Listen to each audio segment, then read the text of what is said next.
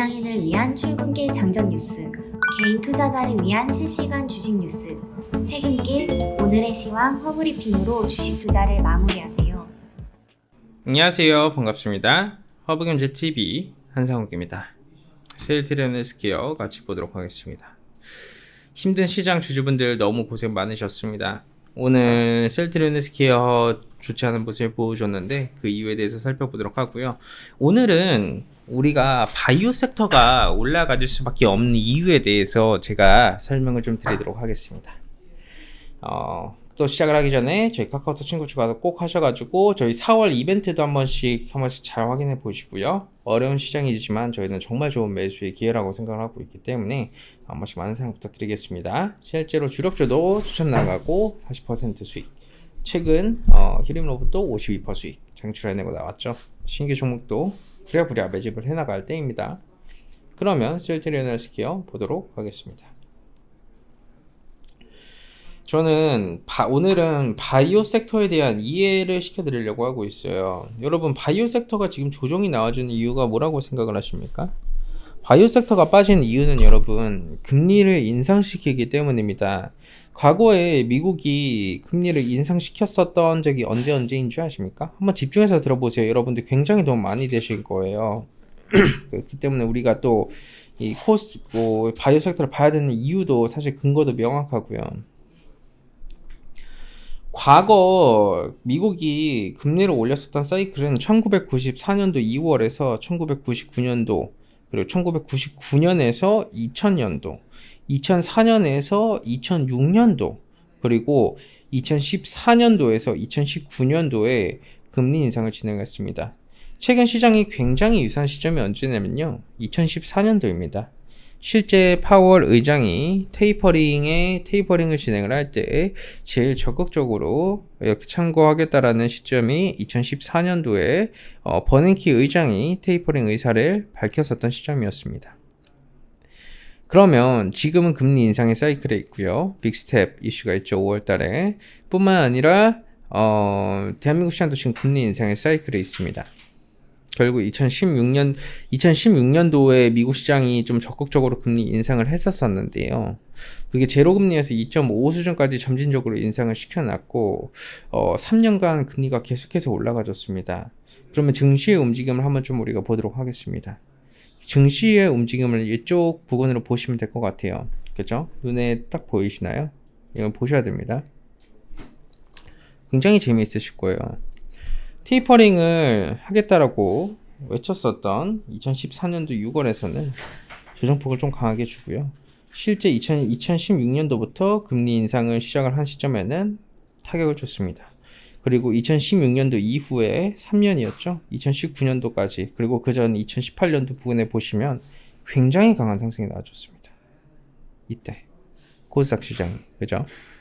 금리 인상을 한다라고 하면 당연히 조정폭이 나와줄 수밖에 없습니다. 대한민국 시장 또한 마찬가지로 금리 인상을 하겠다라는 이슈가 나와주고 나서 대외적인 이슈가 나와주고 주가는 폭락했습니다. 마치 이때처럼. 그리고 나서 주식시장을 이렇게 툭툭툭툭 보시면 엄청 강하죠. 이 이유와 근거가 뭐라고 생각하십니까? 금리가 올라갈 때는 바이오 섹터는 항상 약했습니다. 금리가 올라가다 보니까 같이 연동되어서 움직여줘요. 그러면 이 인플레이션이라는 것을 잡기 위해서 금리를 인상을 시키는 건데 빅스텝하고 금리를 한두 차례 더 올리면 벌써 0.5 올리고 한 번 더 올리면 1 될 거고 벌써 0.25 올렸으니까 1.25나 올리는 거예요. 그러면 금리 인상의 절반이 다 와갔다라는 겁니다. 그럼 이것도 보시면 3년 동안 올린 건데 그래봤자 1년 차 넘어가고 2년 차 안 되는 시점에서 이렇게 주식시장이 강하게 올라가준 겁니다. 그죠? 예.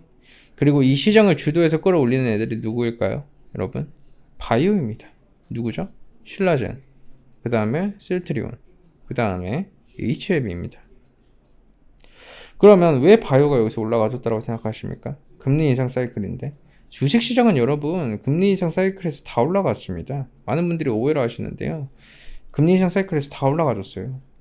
이걸 주도한 거는 바이오. 왜? 금리 인상에 적응이 됐으니까. 그쵸? 그리고 금리 인상으로 인해서 늘려왔었던 바이오 섹터가 주도해버렸습니다. 그리고 이 대세 상승의 파동이 나와준 거고요. 그러고 나서 주식시장이 어떻게 됐냐면 좀 빠졌어요. 왜 빠졌을까요? 이렇게 올라갔다가 이렇게 빠졌죠. 이게 왜 빠졌을까요? 이렇게 왜 빠졌을까요? 뭐야, 금리 인상 끝난 거 아니었어? 왜 빠져? 이렇게 볼 수 있죠? 그죠? 여기서는 박스 구간이었습니다. 그 다음에 여기서는 미중 무역 분쟁 터졌죠? 그리고 여기서는 그거 터졌죠. 어떤 이슈죠? 일본의 화이트리스트 배제. 결국 정치적인 이슈로 주식시장이 빠진 거예요. 금리 인상 이슈로 안 빠졌다라는 거예요. 금리 인상 이슈로. 금리는 더 이상 이거에 여파를 주지 못해요. 그리고 이때는 코로나였잖아요. 결국 보시면 바이오 섹터가 올라갈 수밖에 없는 이유는 여러분 금리 인상이라는 키워드로 그 섹터를 박살을 냈기 때문에 금리 인상이라는 키워드가 어느 정도 해소가 되면 이 섹터로 시장을 주도해 줄 수밖에 없어요. 그게 주식시장의 원리입니다. 제가 바보 천치라서 여러분들한테 바이오 섹터가 올라가질 수밖에 없다고 얘기를 하는 게 아니에요. 이유와 근거는 명확합니다. 역사적으로 주식시장은 다 그거를 증명을 해왔어요. 여태까지. 그러니까 투자를 하실 때 꼭 최소한 이런 거시적인 환경과 트렌드, 흐름 이 정도는 꼭 확인해 보시기를 바라도록 하겠습니다. 좋습니다. 영상 보시면서 도움 되셨다면 저희 허브니트TV 홈페이지도 꼭 들어오셔서 4월 이벤트도 한 번씩 확인해 보시고요. 제가 4월 이벤트는 굉장히 좋은 혜택을 챙겨드리고 있습니다. 꼭 한 번씩 들어오셔가지고 여러분들이 받아가실 수 있는 이 모든 혜택 다 받아가시길 바라도록 하겠습니다. 지금은 매수의 기회입니다. 여러분들 어떻게 생각하시나요? 아직 두려우신가요? 금리 인상이 두려우신가요? 금리 인상으로 조정이 나와주는 장세는요, 매수의 기회입니다. 스태그플레이션이요, 예시를 들 수가 없습니다. 왜? 1970, 1990년도 부근에서 걸프전 사태 터지면서 유가 폭등하면서 생겨졌었던 케이스 하나밖에 없으니까요. 그 정도까지 한번 이해를 해주시면 될 것 같고, 내일 또 셀트리온 헬스케어에서 영상에서 인사드리도록 하겠습니다. 감사합니다.